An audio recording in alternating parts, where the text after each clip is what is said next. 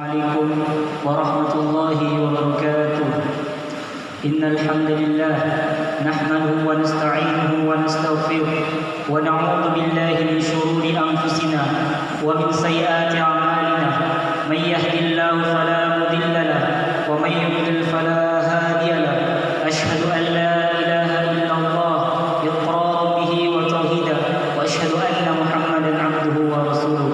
يا أيها الذين آمنوا اتقوا الله حق تقاته ولا تموتن إلا وأنتم مسلمون. فإن أصدق الحديث كتاب الله وخير الهدى هدى نبينا محمد صلى الله عليه وسلم وشر الأمور محدثاتها وكل محدثة بدعة وكل بدعة ضلالة وكل ضلالة في النار. Amma ba'd. Masyaallah muslimin yang semoga dirahmati dan dimuliakan oleh Allah Subhanahu wa taala. Marilah kita bersyukur kepada Allah Subhanahu wa taala yang telah memberikan kita begitu banyak nikmat-Nya. Baik itu nikmat kesehatan, nikmat kesempatan, dan terlebih-lebih lagi nikmat iman dan Islam. Salawat serta salam semoga tercurahkan kepada Nabi kita, Nabi Muhammad sallallahu alaihi wasallam, yang telah membawa kita dari zaman gelapnya kesyirikan menuju zaman terangnya ketauhidan. Masyaallah muslimin yang semoga dirahmati dan dimuliakan Allah Subhanahu wa taala. Harta yang paling mulia, harta yang paling berharga yang dimiliki manusia adalah keimanan. Tanpa keimanan, apalah arti kehidupan bagi manusia? Karena hanya dengan modal tersebut manusia bisa selamat di dunia dan di akhirat. Dan demikianlah iman itu terkadang naik, terkadang turun.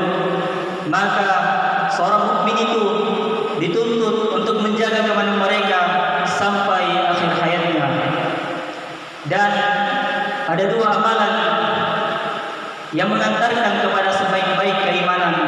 Sebagaimana sabda Rasulullah sallallahu alaihi wasallam, afdalul iman as-sabr was-samaha. Sebaik-baik keimanan adalah sabar dan samaha. Masyaallah muslimin yang semoga dirahmati dan dimuliakan oleh Allah Subhanahu wa taala. Yang pertama, sabar. Bagi seorang mukmin, sabar merupakan hal yang sangat penting.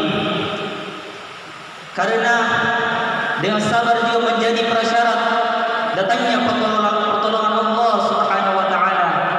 Sebagaimana dalam firman-Nya, "Wasta'inu bis-sabri was-shalah." Mintalah pertolongan dengan sabar dan salat. Agar kesabaran menjadi salah satu sarana untuk mencapai keimanan. Maka para ulama menjelaskan tentang hadis yang kita tadi sebutkan. Hasan al-Basri mengatakan, sabar yang dimaksud adalah as-sabru 'anil ma'asi. Sabar dalam meninggalkan maksiat. Dan menurut As-Sun'ani rahimahullah taala, sabar meliputi tiga hal. As-sabru ala fi'lil ma'ruf wa tarkil mahdhur wa ma warada minal maqdur. Sabar terhadap perintah Allah Subhanahu wa taala, sabar terhadap larangannya, dan sabar terhadap takdir yang Allah tentukan. Masyaallah muslimin yang semoga dirahmati dan dimuliakan oleh Allah Subhanahu wa taala. Yang kedua, samaha. Selain sarana untuk mencapai kesempurnaan, samaha juga menjadi sarana untuk mendapatkan rahmat Allah Subhanahu wa taala. Sebagaimana sabda Rasulullah sallallahu alaihi wasallam, rahimallahu 'abdan samhan idza ba'a. Semoga Allah memberikan rahmat kepada orang-orang yang mudah dalam menjual. Samhan idza ishtara, sabar ketika membeli. Samhan idza qada, sabar ketika mudah ketika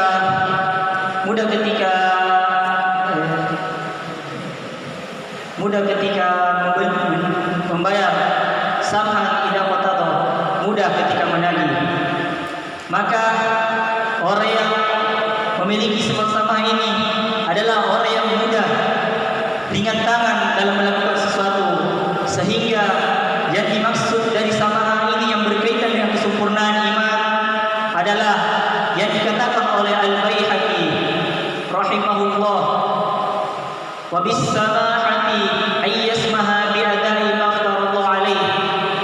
Samaha yaitu mudah dalam melakukan hal yang diwajibkan oleh Allah Subhanahu wa taala. Dan di tempat lain beliau mengatakan was-samahatu bil huquqi wa bima yuhibbu asy-syari'. Samaha yaitu mudah melakukan hak-hak dan hal yang dicintai oleh pembuat syariat.